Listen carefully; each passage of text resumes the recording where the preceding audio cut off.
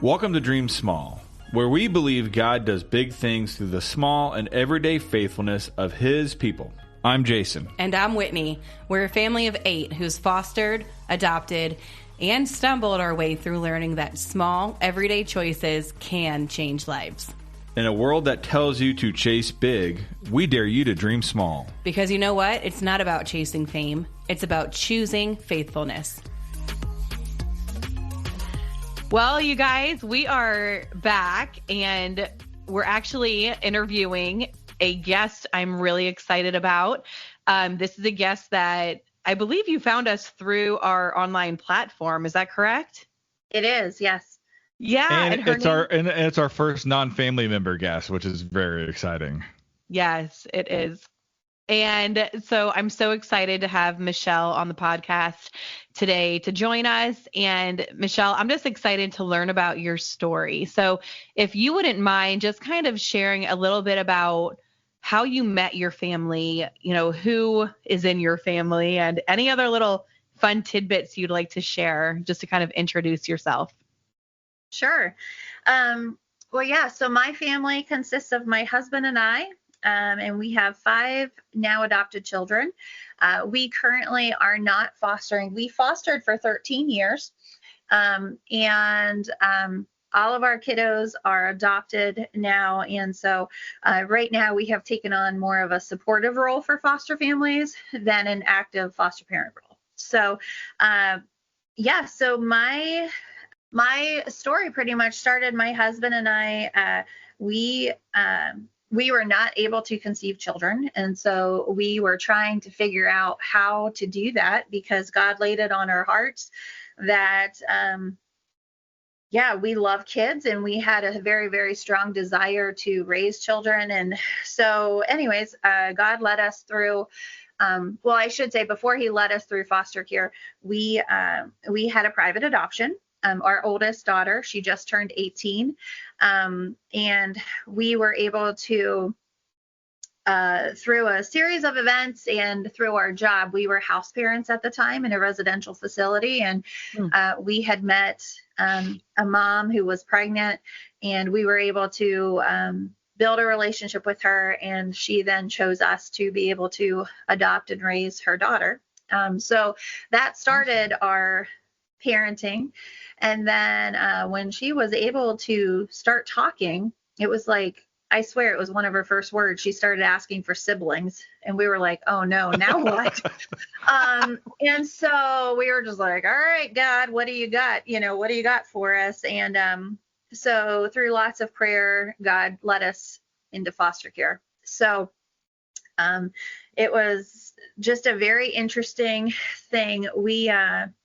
I know now that this was not the best reason to go into foster care, which was, ultimately our goal was to adopt and grow our family. And that's where God started us, but God definitely refined our hearts through that. And our hearts definitely changed as to kind of our mission and our why of foster care then. But I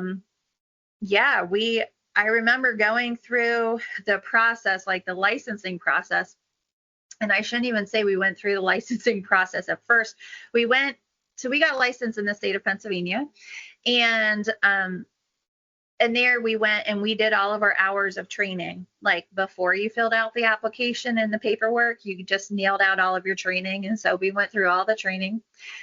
And then I remember, this is actually kind of ridiculous, but it's true. It was like Christmas time. And we went, my husband and I, and we only had Chloe, my oldest daughter. She was still like a baby at that point. We went to my brother's house for Christmas, and he had 4 children, and they were really noisy. And my daughter was very quiet. And she was an only child at this point, right? She was an only child. Yeah. And literally everyone told us, like, you know what, you guys probably should stop with her because she's an angel and you're not going to have another one. And so we're like, that's fair. Well, at Christmas, it was just really loud. And apparently I came home and said, you know what, I kind of enjoy the quiet of my little precious daughter. And So even after we did all of those hours of training, we literally stopped. We didn't fill out the application. We didn't do anything. And so that was like, Christmas. nah, I'm good. Yeah, we're good. We're good. So that was Christmas time. And What year was that? Just to give everybody a ballpark. What year was that? Roughly? Oh, that would have been in like 2009-ish. Oh, wow. Okay. Yeah. And can I pause you really quick? I'm just curious. Yeah. Where were you house parents at in Pennsylvania? Lancaster County. Oh, house parents.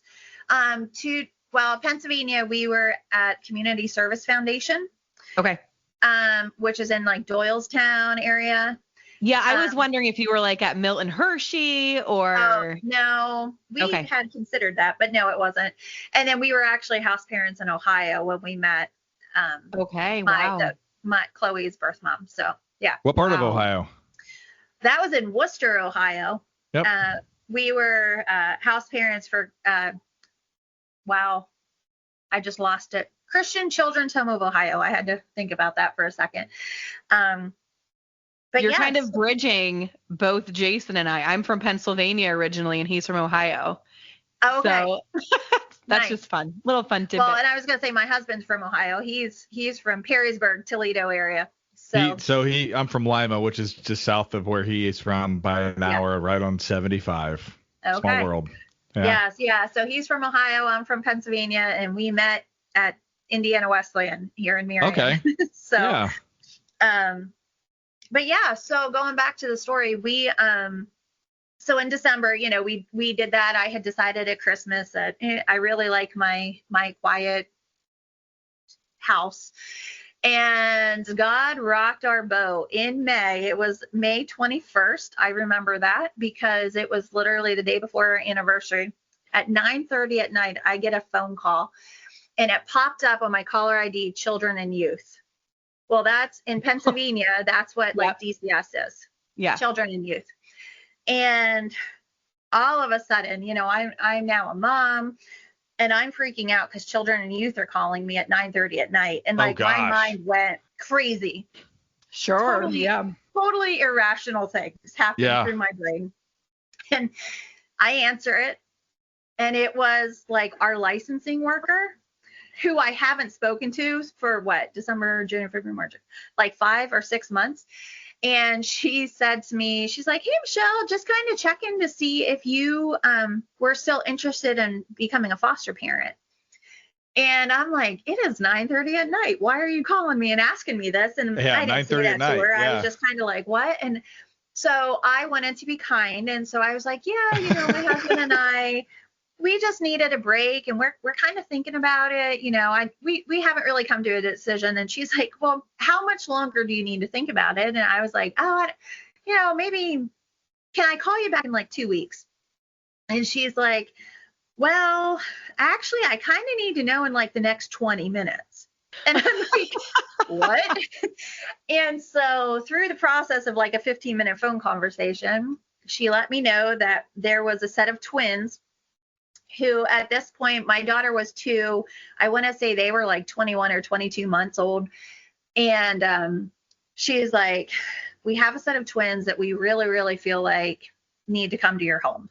And I'm like, we are not even licensed. Like, what? Wow. And that anyway, is wild. Like, it was wild. But I also know that God knew what he needed to do to make us say yes. Yeah. So through the series of the conversation, it turns out so at this point, my husband was in the living room. He gradually came out to the kitchen table, and he's like listening. And I'm sure he was getting really curious. Yeah. So I have he gave me a notepad and a pen, and I'm like writing shorthand, right, for him to figure out what in the world this conversation is. And anyways, so we're talking about it, and I'm just like, are you kidding right now? So, and she's telling me, listen, we can make this happen. Like, I know it feels like we can't, but we can, I just need to know if you're willing to. And I was just like, well, Chris and I need to talk, and so, and my husband's like, say yes. And I'm like, no. Are you serious? Like, he was like, yeah, do it. He literally was like, say yes. So I'm Kindred like, no. spirits, huh, Jason? I was just going to say, you guys have something in common with your husbands. Yeah. So anyways, so then I just want to ask more questions, and So she's like, oh, well, let me tell you their names. So she's looking through, and now it ends up that she goes, oh, like she didn't even really know their names yet, right? Because she just got this case. And it turns out the little boy, his name was Christopher, which of course is my husband. Wow. And my husband, what they didn't know was my husband always wanted a junior. Always. Aw. Oh my God. I have goosebumps. I write Christopher down on the paper, and his eyes are like, Aw. then it was a set of twins. It was a boy and a girl. Okay. And she goes, oh, her name's Helena. So I was like, okay, well, this doesn't mean anything, right? So I write Helena down. My husband's eyes bug out of his face. I had no idea his great grandmother's name was Helena. No way. Yeah. And he's like bugging, right? And I'm like, how can you say no to that? Yeah. And I'm just like, oh no. And she goes, oh my word. And I'm like, what? And so she proceeds to say, they have the same last name. And she jokingly says, oh, you could have a junior. And so wow. I'm like, okay. So like what are the odds of that? Oh, I know. Like God slapped us upside the head. I mean, literally, Right, like here, obviously, together. this is your family. Correct. So anyway, so it was like my husband's like, say yes right now. So I'm like, okay, what do we need to do? We'll do it. And so this was a Wednesday night. She's like, in the morning, I'll be there for a home inspection. You need to make sure, since it's a set of twins, you have to have, 2 cribs. You have to have, all the things. And she's like, how old were they? So they were like 21 months. or 22 months. Oh, yeah. You had to have a lot of stuff. Oh, my. We did have to have a lot of things. And so anyway, so I was just like, oh, my goodness. So the next 48 hours just was a whirlwind. But I remember hanging up from our caseworker, or the placement worker. And I got on the computer and I sent out an email, because at this point it was like close to midnight. And so I sent out an email to our whole entire church congregation. And my husband and I were in the process of helping. My brother planted a church. And so it was a very small church, but very close and tight, and would do anything. And so I sent out the email, and I'm not even kidding. By 12 noon the very next day, our whole church congregation came with 2 cribs, 2 dressers, all the toys, all the clothes we'd want. I mean, it just came. And I had just, God knew it needed to be like fast and hard, because I would have put on pump the brakes so many times. I had just like remodeled our house to where I finally had just had a craft room. It was like, ah! And so it was beautiful. It didn't last long. No, that day it was destroyed, and it became the twins' bedroom. And I was like sad, but I didn't have enough time to feel the sadness. Sure. And then you just knew it had to be done. Yeah. Before I knew it, I drove to the agency and picked up the twins, and it was just like, okay, this is real. So that's how we started our foster care journey. That is completely 100% out of the norm. Right. So like you started fostering like without actually seeking it out. Like you stopped the process. And then they just dropped kids on you, and they're like, and they were no, like, no, you're going to keep going. You're not stopping. So just for clarity, did you end up adopting those 2 kids? We did not. Okay. Actually, they lived with us for 2.5 years. Man. And it was quite a journey. And honestly, it was one of the hardest things that we did in foster care. Now we've had a couple other harder ones, but we actually disrupted on that. And it was very, very hard. But what had happened through the journey was we had gotten multiple other short-term placements through that. And I kept feeling, this was our first placement. And so I kept saying, like, I have to protect my heart. I have to protect my heart. And so I was trying to protect my heart really hard, to feel safe, right? Because I didn't want to rip off that bandage and be destroyed. And so I was really protecting my heart. Well, then what had happened was we had gotten a placement. I knew it was going to be 3 weeks, and it was for baby, 3 weeks to get there. He was going into the grandparents' home, but they had to get established and do all their things. So I knew it was very short. And this child came into our home, and there was no protection of my heart. It was gone in an instant. I fell in love with this child, not just because he was a baby, but because of who he was. And I fell in love, and I knew he was only with us for 3 weeks, which then really made me question everything. Like, here are these two kids that I've had in my home for, like, at this point, it was close to 2 years. And why am I feeling different? Like, what is happening? Mm-hmm. And so through a lot of prayer and different things that had happened, I did not feel we were getting close to the adoption stage, and I just did not feel in my heart that is what we were supposed to do. My husband, though, mind you, like how we came in, like, fast and hard into foster care, he was like, no, God placed those kids into our home. Like, they should be ours. They have our names, all of this stuff. And so, right. So he really struggled with that. Like, well, why would God give us these children with our names, but not make them our forever children? Like, what in the world? And yeah, I just remember I had like a breakdown one weekend, and I finally came to him and I just said, listen, like, this is horrible to say, but it's the kids or me. Like, you need to make a choice right now. Wow. And so he's like, I'm always going to choose you. And so that's what he did. And we disrupted. And it was so hard. It rocked our marriage. But I'll tell you what. It's not easy, right? Yeah. It is not. Even when you know it's the right thing and the best thing, it's still really hard. Both options are really hard, right? Ugh. Yeah. So hard. And the thing is, like, I didn't know the outcome of that, obviously, but I knew that I didn't feel it wasn't right. Like, there was something not right. And now I know it was God telling me, like, no, you serve these kids well. You got them to where they needed to be, because I've prepared another family for them that is now ready for them. And so we made that decision.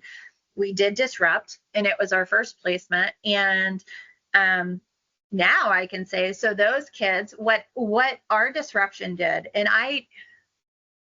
especially in my job, like, disruptions are hard, right? Like, in coming from this, I understand sometimes you have to do it, but other times I kind of question, are you giving up a little too early, right? Like, sure, there's this balance. But through this, our disruption, what it ended up doing, so these particular children had, we found out later on, 7 other siblings, all of which were in foster care and adopted by various families. Wow. The oldest child, who was 16 at the time, did not even know that her brother and sister existed. Well, what happened was, when we disrupted, it forced the county's hand to start looking other places, right? And so they reached out to those families who have adopted their siblings. And anyways, the family who adopted the first and the oldest child, when they called them, they were like, yes, this is God's answer to our prayer. Wow. Well, here later on, we found out that this child, they were biracial children. And so this child was adopted into a Caucasian home and really struggling with identity and who she was as a person. And she was really feeling like she had no connections. And so this family didn't know what to do. So they were praying for God to show up and make her feel connected and give her what she was longing for. Of course, we didn't know this, but she found out she had siblings. And anyways, they said yes right away. And we did a couple family visits and, home visits. And so that family took them, later on adopted them. Wow. They are all thriving, but that helped that girl be able to know who she was as a person and who she was in Christ. And God showed up in big ways. And so it was after that. How cool is it that you could look back and see God's sovereignty over all of it? Oh, yeah, absolutely. Wow. But of course, during that time, it was brutal. Sure. Right? Yeah. It's just like, oh You my have no goodness. idea. Like, Yeah. like I literally just told my husband, like, pick me or the kids. Like, this is horrible. But yeah, God used it in an amazing way. And so, Yeah. so that's how we started our foster care journey. And after that, it kind of rocked our boat a lot. And so I was just like, okay, we need to pause here. You know, we're going to be done for a little bit. And our daughter, I want to say we were still licensed, but we didn't take any placements for probably about 6 or 7 months. Okay. And finally, my daughter at this point, she was like 5.5 maybe. Mm-hmm. One day she came up to me and she just said, Mom, there's kids that need parents. Why aren't you helping them? Oh, Like, my word. the truth from babes, right? And I'm Right. like, I don't even remember what I told her that day, but I was Sure. just like, okay, God, I hear But you. that's not just God, like, Uh-huh. Yeah. knife And to the so heart. Wow. I talked to my husband and he's like, I've been waiting for you to be ready. And so I'm like, okay, well, here we go again. And so It's like, it's about time. I sent out another email to the, our licensing worker, and I was just like, we're ready, to open our home. Well, then it took a little bit of time. And it was Yeah. like, what are we doing? Like, I want another Yeah. placement. Like, God told me to. I want one. Yeah. So anyway, then our son came into the picture, who we were able to adopt. But through that journey, it ended up then, man, once we said yes again, like God just opened up the doors and just kept opening them and opening them. But we ended up having our 4 youngest. So we have 5 adopted. Our 4 youngest. Okay. There were other children in the mix of it, but in 2 years, they were like from 2 birth families. So we call them our May and Novembers because our son was born in November, and then we had we got him when he was about 3 months old. And then the following November, there was another one that came, a baby. And then our sons had a sister who was born in May. And then the following May, we had another baby of the girl born. So it was like 2 sibling units, our May and Novembers. But what it actually looked like in real life was every 6 months we got a baby for 2 years. Oh my gosh. And a lot of babies. That's a lot of little people at one, like, so you at one point had 4 kids, essentially 2 and under. Oh yeah. Oh. Yeah. Because right now it's 11. Well, no, right at this very moment we have 2 11-year-olds. Hold on. No, we don't. We have a 12-year-old, 2 11-year-olds, and a 10-year-old. Yeah.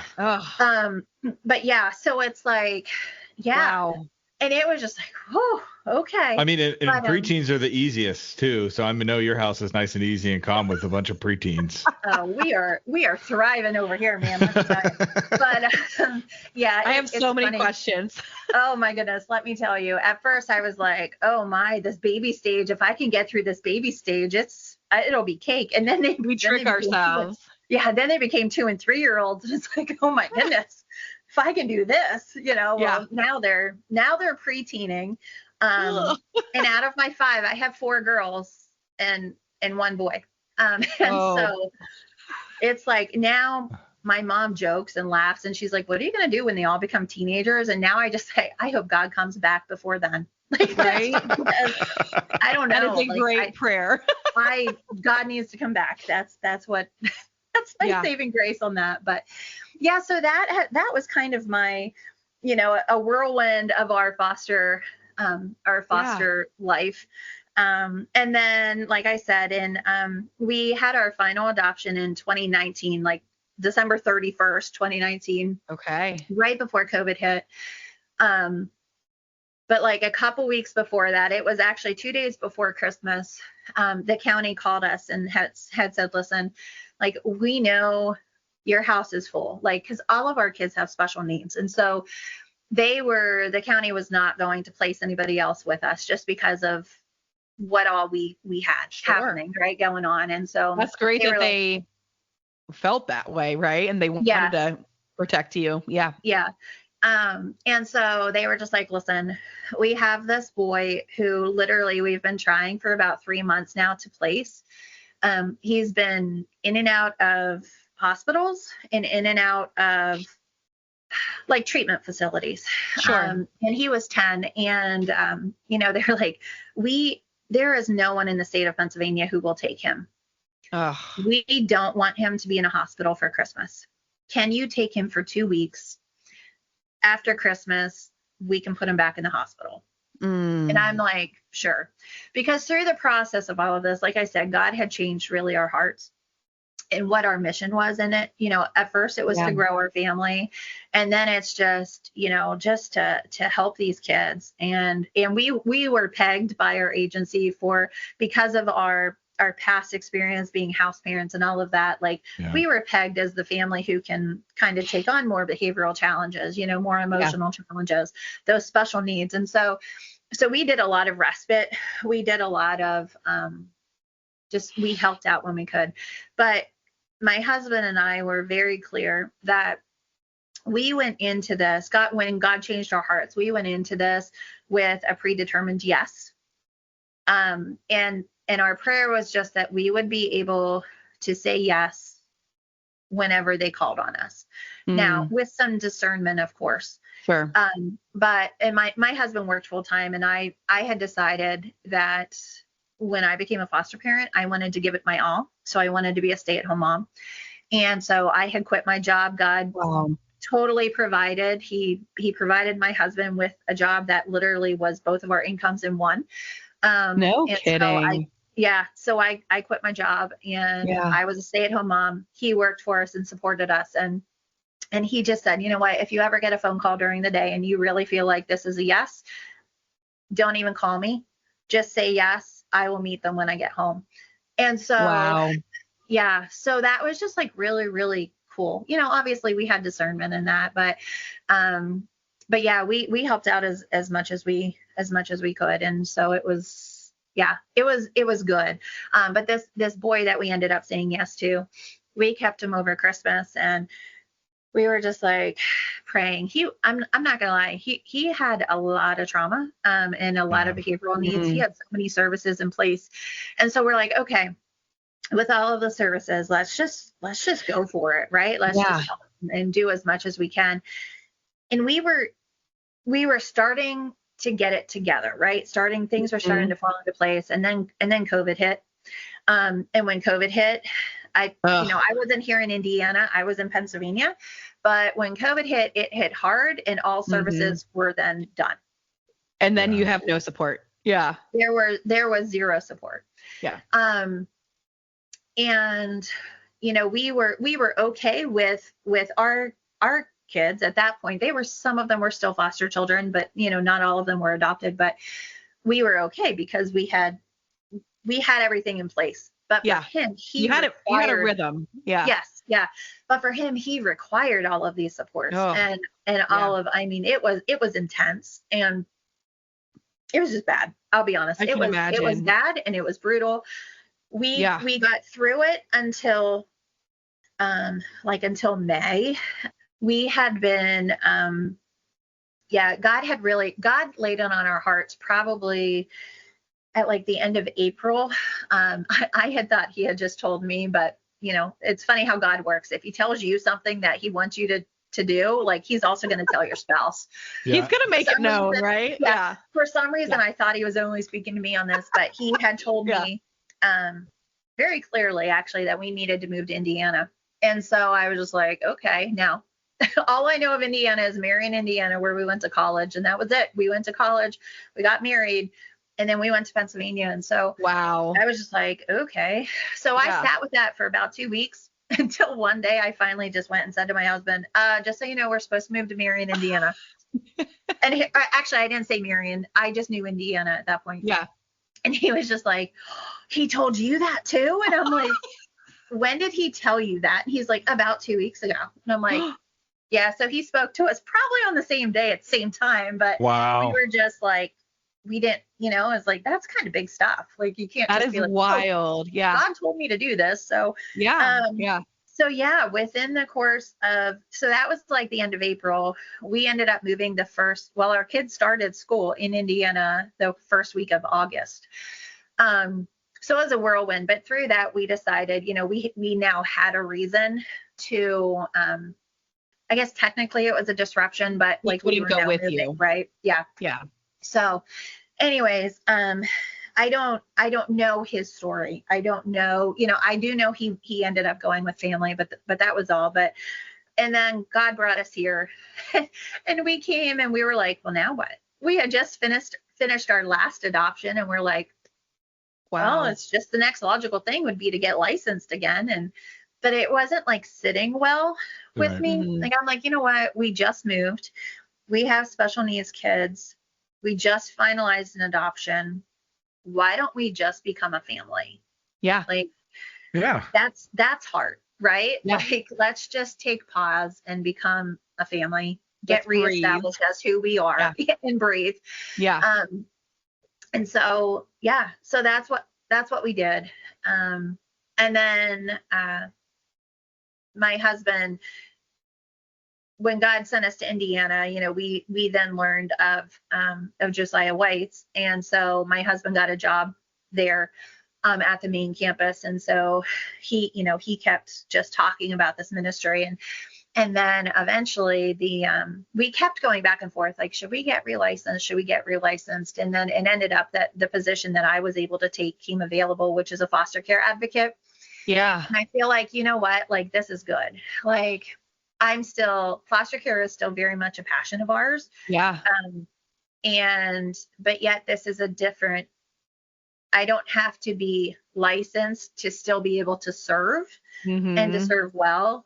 And now I can support our foster families that are licensed through us. I can still speak into foster care. I can go into churches, raise awareness, and, just really, really talk into foster care. So that's what I do now. And, it's funny because it's really a whole family effect. Like, all of our kids, obviously, they all knew, even though they were babies, they know what they can know. Yeah. Sure. As a child, right? Yep. And so, but they know what I do.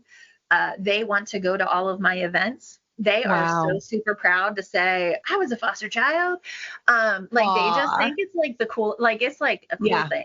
Like, because that's cool. That's awesome. Right? Yeah. Like, that is all they really knew. And we had to build our village through the years. And so who do you build your village with? Like, other foster parents, right? Other people that when they say, hey, I'm not going to show up today, or, hey, I had to be, at a store for a long time. They're like, got it. I understand what that means. Right. And so that's honestly like what my children have been grown up with. So they actually think it's completely normal. Yeah. So when they go to school and find out there were kids that weren't adopted or weren't foster kids, they're kind of like, come home and like, what's wrong with them? It's like, so yeah. Bunch of weirdos. I know, right? So it's been interesting, but yeah, so they very much love my position also. And they love to be able to join in whenever they can. I love that. Do you find it to be draining or taxing on you as a mom of 5 children who are adopted with special needs to be living out that ministry and then also working for a very similar ministry? Like, you're living and breathing foster care and adoption everywhere you look, right? Yeah. Yes. Yes, I do. Number one, just as a mom raising 5 kids that's like, and a mom and a dad, right? It's equally as hard. Like, that's hard. Yeah. Parenting is hard. Right. And then you add on, some diagnoses here and there, and it gets a little bit harder. And then, and now doing what I'm doing currently, I love it. But at the same time, 2 things, from it. So on the days that are really hard at home, like, I know on your list, you said something about misconceptions. And I was just like, one of the biggest misconceptions I find is like, people just assume that when kids with trauma get adopted, Like, it it's goes like away. people just assume trauma goes away. They're all better. Yeah. Right. It doesn't, right? Like, I hopefully know. with If love and only it support did and work that God, way. like, hopefully healing can happen, but healing is a process. And so on our hard days, we still have very hard days. Yesterday, we had one of our daughters had like 4 major meltdowns, and I'm talking like major ear piercing for hours meltdowns. And it's on days like that that I literally am like, and my job is to go and not convince, but go and like talk into foster care, Heavily You should do this tell too. them like, you want to do this. right. When it's just like, what in the world? Like, there's some days, honestly, that I'm like, man, God, what did I do to deserve this? Right? I mean, I love my kids. I love them dearly. But like some days it's just like, man, You're like, you want me to edify this? Hold on, I got a question for you, Michelle. Me and Whitney do this. I'm curious to see if you guys do it too. Do you guys ever just look at each other, you and your husband, and say, man, what would life would have been like if not? How easy would life be if we didn't have all these kids? I don't know that we've ever have verbally said that, but yes, the nonverbal cues are all there. Like, it's just kind of like, now, I mean, we've been married for 26 years, first of all. And God's just always has thrown us into like the wolves, like with like crazy, bizarre things in our life. And so we're finally just like old enough now that we just look at each other and kind of shake our heads and laugh, because you're like, this is it. This is it. We have arrived. This is right. This is it. And so here we are. Yep. So on those days, like on the really hard parenting days, the days that just trauma just shows its ugly head. Yeah. On those days, it's hard to go to work and be like, yeah, everybody, you want to do this. I mean, right. I don't tell people that anyways. And so, but yeah, I know Satan, that's where Satan gets me, like in that. And so I just always have to check myself, with that. Yeah. And the other difficult part of my job is, I do community and church engagement, and I am so passionate about foster care because God laid that on our hearts. Right? Like that is our ministry in life.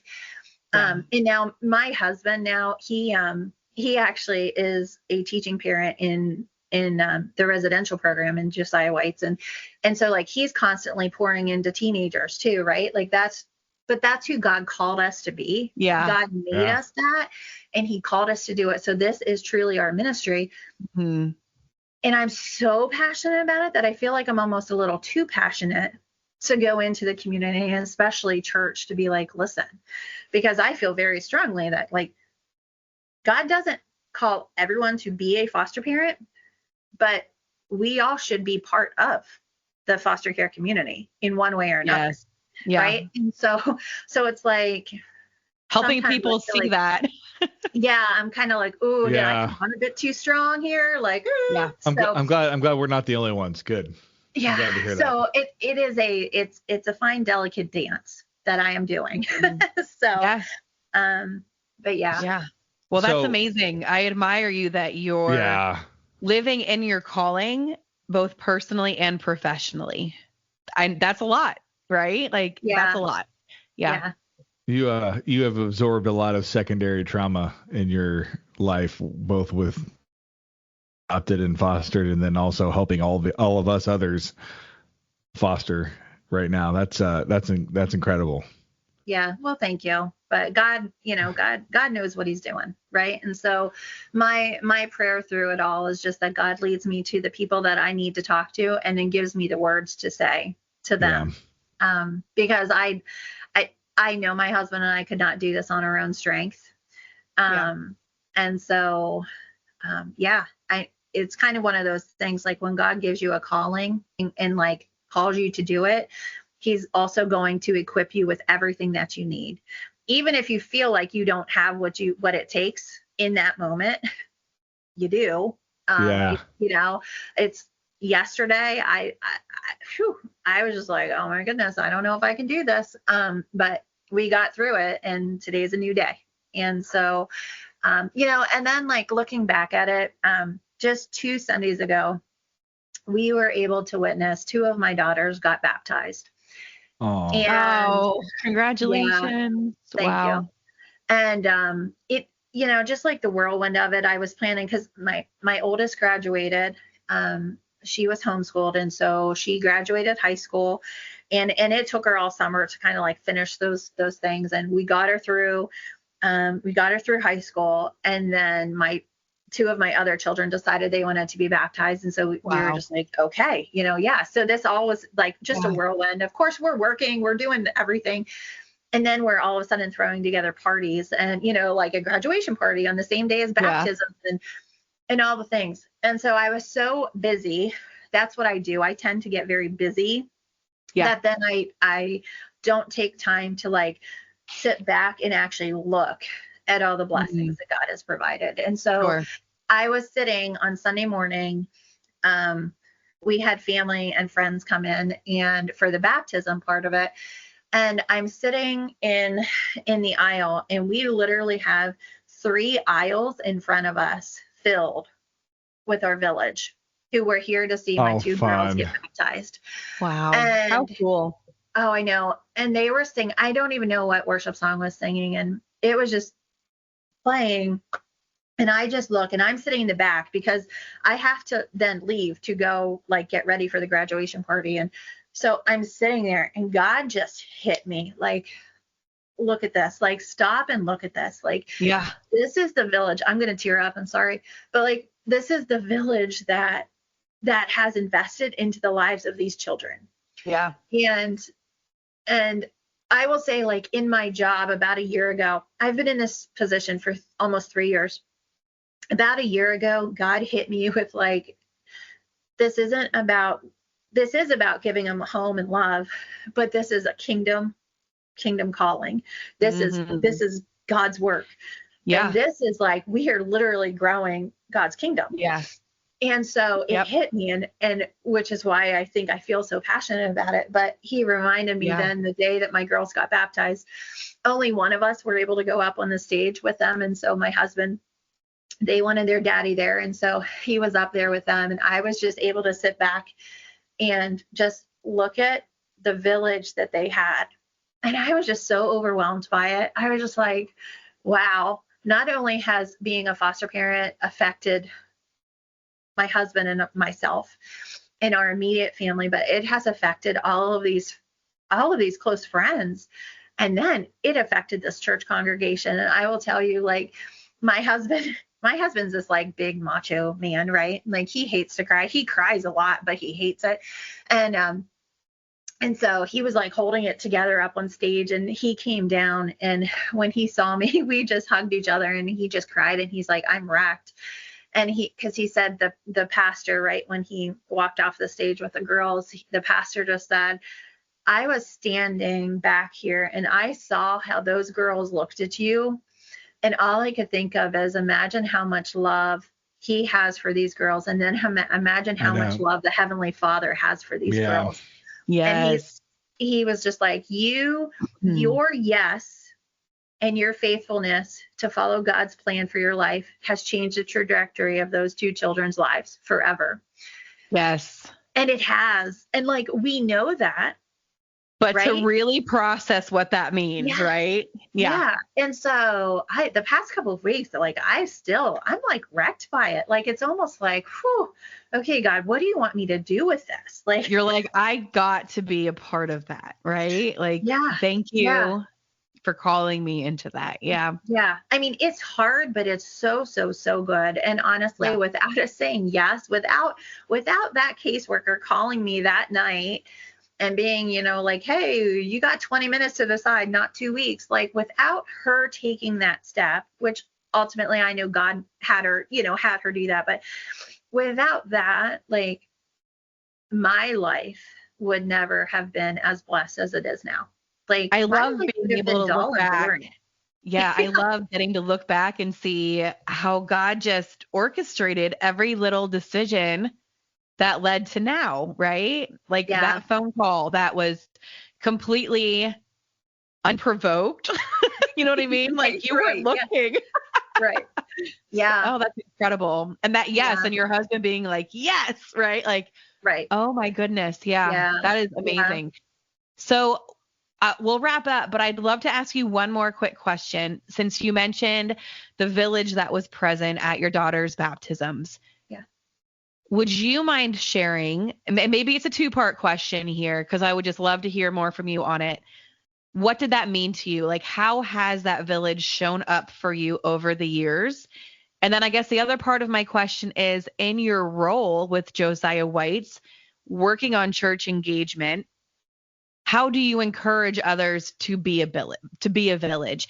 So if there are people listening that don't feel called to foster, but are like, yeah, I hear you, I need to be a part of foster care, what does that look like? What would you tell them? Yeah, absolutely. So when we were fostering and in Pennsylvania, the support looked, our church congregation was really good at all the tangible needs, right? Like I could be like, hey, we're getting, a 4-year-old boy. And all of a sudden, everything that a 4-year-old boy would need would show up on our doorstep, right? Like Wow, they were that's a really, really blessing. good at the tangible needs. Yeah. They didn't really know. We were one of two maybe foster parents that were in our church. And because, number one, because we had so many people or so many children, and then they all had special needs, I kind of felt like when we showed up, it was like, oh, the Jacksons are here. Now what? Right? Like, Yeah. and Yeah. they never knew like how many Jacksons there were going to be that week, right? Right. Are there new faces or not? Like they Yeah. did really good with what they knew. Okay. And they tried, right? Like, so, and that was enough. That was enough for us. Looking Just back to at see it, you, right? Just to what? see you. Yeah. Yeah, yeah. Like, Okay. I didn't necessarily have people like supporting me emotionally. Does that make sense? Like, Yeah. because they don't know, right? Like you If just, you're not living it, it is so hard. yeah, I feel like that it's hard to find that emotional support, because the right. people that get it are also in need of it, right? Right, And exactly. then, Exactly. yeah, and if you're not living it, you have a really hard time actually getting it, right? So Yeah, that's hard. Yeah. absolutely. So I would say that part really was lacking. And so that's what I love to try to provide for our foster families now, because that's what I needed. I appreciated the tangible. I really, really did, but I needed that. Now that we moved to Indiana, even though we're not, like our kids are adopted now I look at it, our village is investing in them, in who they Okay. are. They're investing in their spiritual life. They're investing just in who they are, and they're Yeah. showing up. They'll take them out on like one-on-one shopping trips or Oh, whatever. that's So awesome. it's that stuff that now I look back, and I am not the direct recipient of that, but I'm just like, whoa, how lucky Yeah. are both of my children to be able to have these people in their lives, but then also for these people to have my children in their lives, right? Like, so It that's is a kind of, learning and a blessing both ways. Yeah. yes. So that's how people are showing up now. Okay. From a church standpoint, or Yeah. if you're looking to support foster families, I always say, like, first of all, tangible things are great, needed, and extremely helpful. If you have Always. a young baby, like diapers and wipes just showing up are a Yeah. huge godsend, right? Yeah. Yeah. Like, Always a win. yes, always, always. An occasional outfit. Like those things are just so helpful. Also, I even encourage, like, when I go in and talk to a church, like I love to find out about the church and what their like niche is, right? Like, because everybody can help. So if there's this like older group of ladies who just love to cook, you know what? Give those families your meals. Yeah. Because you better believe when God tells you to cook them a meal, that's because they're having a really hard day. Yes. They could really use a meal. And or even those gift cards, so that you have the ability to just, I'm not cooking tonight, let's just go pick something up. I often tell, because guys sometimes are like, well, what could I do? You know what? I would absolutely 100% love, even now, but especially when I was a foster parent, I would love for like somebody to come over and help with yard work. Amen. Like we are flower beds. All of those things that take time that need to be done, but what that's doing is taking time away from that you might have to be dealing with those, those kids.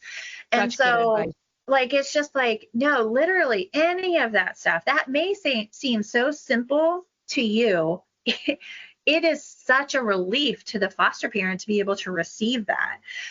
So to me, it's all of those small tangible things. It's also just being like, hey, I know you can't share too much information, but how can I pray for you? That is so good to know that you're surrounded by prayer warriors. That just gives you so much strength to go on through the next day, right? It does. You're right. Yeah.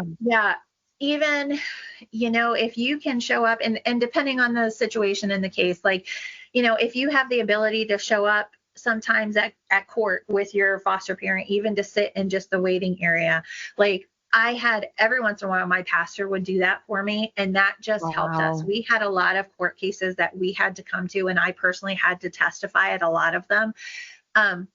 Just to have my pastor there, and then right before I went in, he said a quick prayer for me. Like that meant a ton, right? That's something I've not heard of. And I think that is an incredible way to show up and be present and show support. Oh my word. Yeah. Because court cases stir up so much anxiety as it is. And then if you're testifying, what a beautiful way to support. So much emotion, foster care, it's like you're just torn. Your emotions are torn in every way. And so court days were so hard for us, especially me, because it got to the point that I was literally having to testify at every court date. So that's something, prayer. If there aren't any local foster support groups around, I encourage churches to start those, and they feel so ill-equipped. I'm don't be. Just be a place, right? Right. It will naturally come together. Date nights, provide childcare, all of those little things, just are, I don't want to say easy, but they're much easier than being a foster parent, right? It's interesting that so many people, because we've run into the same thing, like, well, how can I help? Can you babysit for 2 hours so Whitney and I can go grab a meal? We went to lunch about 4 weeks ago now, and a few people we knew were there, and they looked at us like, what are you guys doing here? Where's all the kids? You know what I mean? Just being able to get away for an hour or two is, like, to your point, is just such a big deal for us. Yeah. And I often tell people, like, when I go into a church, I let them know, I'm just like, listen, first of all, identify who your foster families are, first of all, because most foster families that I know are not shouting it from the rooftops that they are a foster family. True. They like to go incognito, right? And so number one, make sure you know who is fostering right now and who needs that extra support. Identify them, and then ask them ways that you can support them. But then, just know, at least for my husband and I don't think we were in the, what am I saying? I don't think that we were abnormal. We found it extremely hard to ask for help because in a way, and this sounds bad and I don't mean it to be, but this is just like human thoughts. Can I guess what you're going to say before you say it? Can I guess what you're going to say? Go ahead. I want to see because we've had this discussion. I'm just curious to see if we're all going to share the same thought. We're the ones that signed up for it, so we shouldn't burden other people with it. Is that what you're going to say? Absolutely. Oh my gosh. Yeah. You did it to yourself. Yep. Now you reap whatever you sow. Right. That is a hard, twisted thought that it is. It comes so quickly. Is. And you know what? That comes straight from Satan himself. I'm convinced of it because that is not that's so far from the truth. And so, but it's like foster parents get this in their head and then they're like, I can't ask for help. If I ask for help, then that shows that I'm weak and I can't do it. And I don't want to show that. Why would I be fostering if I can't do it? Exactly. So honestly, thank you so much for sharing that. Cause I mean, we've talked about that, but hearing you say it of somebody that's been through it all, and hopefully a lot of people will listen to your interview and be like, oh, okay, that's not just me. That is a lot of other foster parents too, and empower them to feel that they can't ask for help and they're not failing, they're not being a burden, that Right.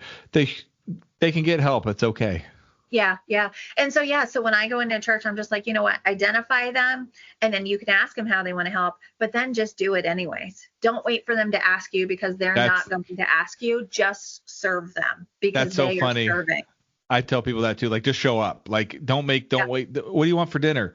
Get pizza. Everybody eats pizza. Or get cheeseburgers and fries. Everybody eats that. Just show up with food. They'll eat it, right? Like, man, I'm so glad you said that stuff. Yeah, absolutely. So I love just, how this conversation kind of took a turn and just really focused on, you seeing your village, and then just, the importance of a village, because we all need one. I think about that even with our oldest, who's going on 12.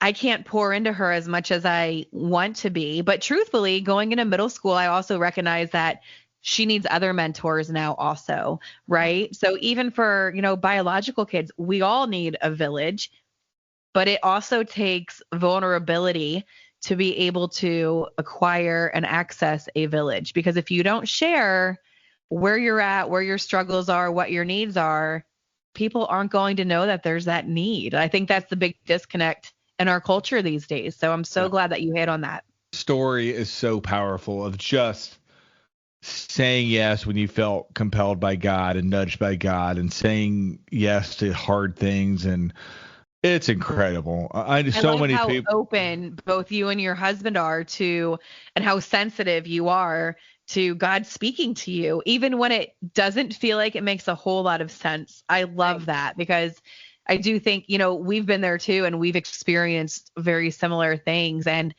to be able to have that awareness of where God is calling you without understanding why, without ever seeing the end in sight, just going off of it, right? Like moving to a different state. I love it.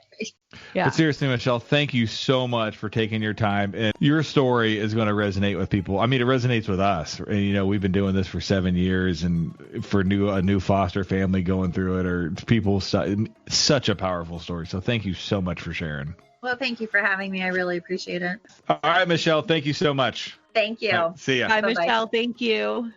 Thanks for listening to the Dream Small podcast. If you're listening on Apple Podcasts, please tap the follow button and leave us a review.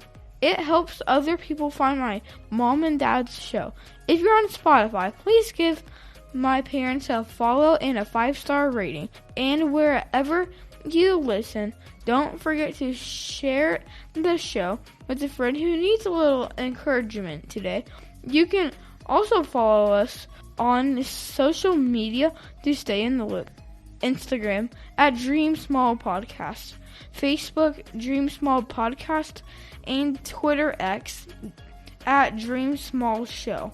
Or email us anytime at dreamsmallpodcast@gmail.com. We love hearing from you. And remember, just dream small. See you next time.